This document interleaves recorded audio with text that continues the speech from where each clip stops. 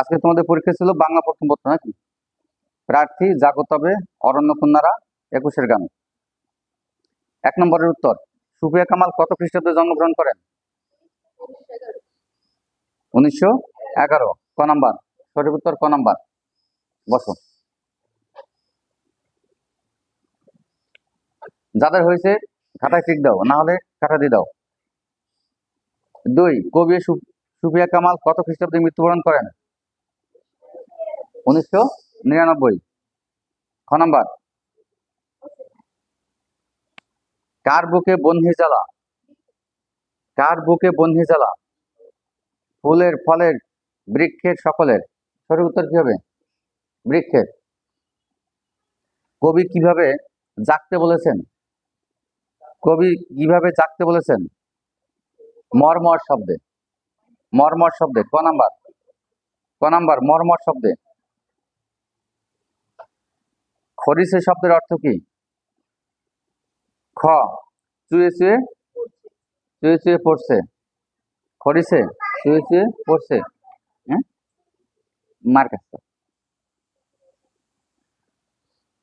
6 নম্বর প্রশ্ন, মার কাছে যাও। 6 নম্বর, কবি সুফিয়া কামাল কাদের জেগে ওঠার আহ্বান জানিয়েছেন? বলতে পারো কাদের জেগে ওঠার আহ্বান জানিয়েছেন? বৃক্ষ কন্যাদের।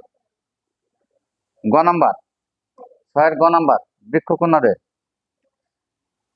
ধরা প্রাণ শব্দের অর্থ কি? আজকে যে সকল প্রশ্ন দিয়েছি তোমাদের সকলগুলো কিন্তু জ্ঞানমূলক। সকল প্রশ্ন জ্ঞানমূলক, যাতে তোমার প্রার্থী থেকে 10টা, জাগো তবে, অরণ্য কন্যারা থেকে 10টা, একুশে গান থেকে 10টা। মার খেয়ে যাও, মার খেয়ে যাও। ধরা প্রাণ শব্দের অর্থ কি? ক, পৃথিবীর জীবন। ধরা প্রাণ কি? পৃথিবীর জীবন। মিলান শব্দের অর্থ কি? মিলান শব্দের অর্থ মলিন। ক নাম্বার?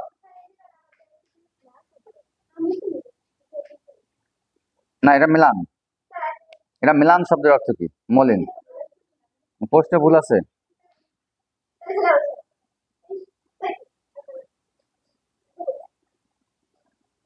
9 নাম্বার, নিচের কোন গ্রন্থটি? তুমি ওদিকে যাও না, ওরা দাঁড়া।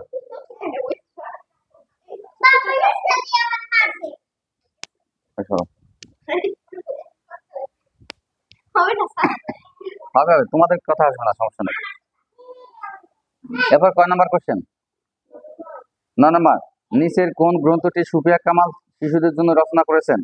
মায়া কাজল, নওয়াল কিশোরের দরবারে, উদাত্ত পৃথিবী, সাজের মায়া। কোনটি? না, নওয়াল কিশোরের দরবারে। সুফিয়া কামাল শিশুদের জন্য রচনা করেছেন নওয়াল কিশোরের দরবারে। তোমার একটু শুনে নাও। মাটি কার পানে চায়? মাটি কার পানে চায়? দেখো, সমস্ত প্রশ্ন কিন্তু তোমার জ্ঞানমূলক। মাটি কার পানে চায়? অরণ্যের পানে। মাটি অরণ্যের পানে চায়। সুকান্ত ভট্টাচার্যের জন্ম কত খ্রিস্টাব্দে? 1926। খ নাম্বার, প্রশ্ন পাস না, একটু দেখো। 12, কত খ্রিস্টাব্দে কবি সুকান্ত ভট্টাচার্য মৃত্যুবরণ করেন? 1947। খ নাম্বার, প্রার্থী কবিতায় কবি কেমন রাতের কথা বলেছেন? হিম শীতল সুদীর্ঘ রাত। সুন্দর। গ নাম্বার। 14, কোন কোন সময়ের এক টুকরো রোদ্দুর এক টুকরো সোনার চেয়ে দামি বলে মনে হয়? কোন সময়ের এক টুকরো রোদ্দুর এক টুকরো সোনার চেয়েও দামি মনে হয়? শীতের সকালে। 15 নম্বর প্রশ্ন, ঘর ছেড়ে এদিক ওদিক যাওয়া হয় কেন? ঘর ছেড়ে এদিক ওদিক যাওয়া হয় কেন? রোদের জন্য।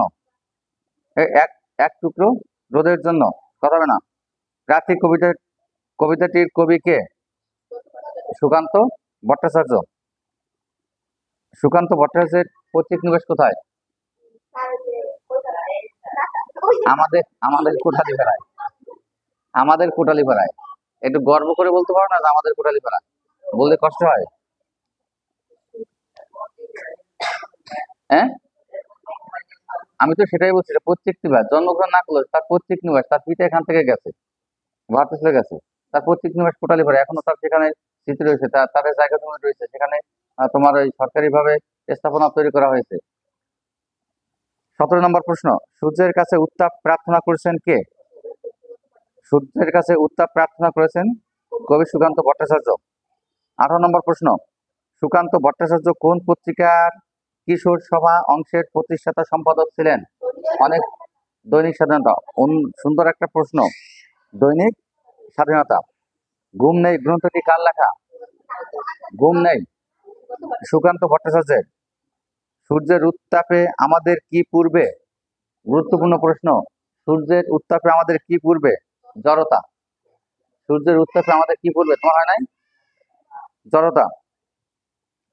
আব্দুল গাফফার চৌধুরী কোন বিশ্ববিদ্যালয় থেকে স্নাতকোত্তর ডিগ্রি অর্জন করেন? এই স্নাতকোত্তর ডিগ্রি মানে কি? Masters pass. স্নাতক মানে ডিগ্রি। ডিগ্রি বলা বিএ পাস করেছে, ডিগ্রি পাস, স্নাতক। হ্যাঁ। 19 নম্বর, ঘুম নেই গ্রন্থটি কার লেখা? ঘুম নেই গ্রন্থটি হচ্ছে কবি সুকান্ত ভট্টাচার্যের। আব্দুল গাফফার চৌধুরী কোন বিশ্ববিদ্যালয় থেকে স্নাতকোত্তর ডিগ্রি অর্জন করেন? ঢাকা বিশ্ববিদ্যালয়। 9 নম্বর, নিচের কোন রচনাটি আব্দুল গাফফার চৌধুরীর লেখা? আধার কুঠির, নিমজ্জন সিলেটি, বন্ধু শিবির থেকে নেমেছিস, কোনটি হবে? না, নিচের কোন রচনাটি আব্দুল গাফফার চৌধুরীর লেখা? এটা হচ্ছে আধার সিলেটি, আধার কুঠির সিলেটি। হ্যাঁ, আধার কুঠির সিলেটি। ক নাম্বার। 23 নম্বর প্রশ্ন, কোন দিনটি ভাইয়ের রক্ত দিয়ে রাঙানো? 21শে ফেব্রুয়ারি। 21-এর গান কবিতা অবলম্বনে কারা দেশের ভাগ্যকে বিক্রি করে? পাকিস্তানিরা। অনেক সুন্দর একটা প্রশ্ন, মনে রাখতে হবে। এই জ্ঞানমূলক প্রশ্ন জানবা, তোমার একটা প্রশ্ন কিন্তু অনুধাবন দেয়নি, দিয়েছি তিনটা কবিতা থেকে তোমার 30টা জ্ঞানমূলক প্রশ্ন, এগুলো মুখস্থ থাকতে হবে। এরপরে সরাসরি প্রশ্ন নেব, জ্ঞান প্রশ্ন করব, জ্ঞানমূলক উত্তর দিতে হবে, কোনো অপশন থাকবে না। জাগো মানুষের সুপ্ত শক্তি কোথায়? কোথায় জায়গার কথা বলেছেন? হাটে, মাঠে, ঘাটে, বাঁকে। গ নাম্বার উত্তর। দারুণ ক্রোধের আগুন আবার জ্বালবো ফেব্রুয়ারি। দারুণ ক্রোধের আগুন আবার জ্বালবো ফেব্রুয়ারি, এখানে কি প্রকাশিত হয়েছে? ক সাম্প্রদায়িক দাঙ্গা, খ যুদ্ধের পূর্বাভাস, গ 52 এর ভাষা আন্দোলন, ঘ অন্যায়ের বিরুদ্ধে প্রতিরোধ। উত্তর কোনটি হবে? যুদ্ধের পূর্বাভাস। এটা হচ্ছে যুদ্ধের পূর্বাভাস। দারুণ ক্রোধের আগুন আবার জ্বালবো ফেব্রুয়ারি, দারুণ ক্রোধের আগুন আবার জ্বালবো ফেব্রুয়ারি, এটা হচ্ছে যুদ্ধের পূর্বাভাস। কে চুমু খেয়েছিল হেসে? কে চুমু খেয়েছিল হেসে? রাত জাগা চাঁদ। মূল বই না পড়লে পারবে না, মূল বই পড়তে হবে। রাত জাগা চাঁদ। ভাষা আন্দোলন কত সালে সংগঠিত হয়েছিল? 1952 সালে। 21-এর গান প্রথম কত খ্রিস্টাব্দে ছাপা হয়? 21-এর গান প্রথম কত খ্রিস্টাব্দে ছাপা হয়? মূল বইটা একটু বের করো তো, মূল বইটা বের করো। 21-এর গান প্রথমে কত খ্রিস্টাব্দে ছাপা হয়? আমাকে একটু মূল বইটা দেখাও।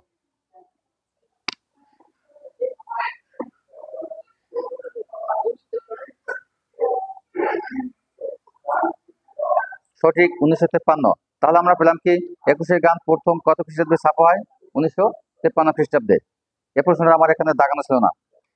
আব্দুল গাফফার চৌধুরী পেশা হিসেবে কোনটি গ্রহণ করেন? সাংবাদিকতা। ব্যবসা না, সাংবাদিকতা। আব্দুল গাফফার চৌধুরী একজন সাংবাদিক ছিলেন। আব্দুল গাফফার চৌধুরী একজন সাংবাদিক ছিলেন। কথা বলবে না, রাখো। প্রত্যেকে খাতাগুলো কার কয়টা হয়েছে আমার কাছে দাও। আচ্ছা, এই 30টা প্রশ্নে কোনো সমস্যা আছে কিনা? কোনো সমস্যা আছে? এখানে ভুল নেই তো? অনেক কষ্ট করে প্রশ্নগুলো করতে হয়। জ্ঞানমূলক প্রশ্ন তাও 5টা বলতে হবে কেন?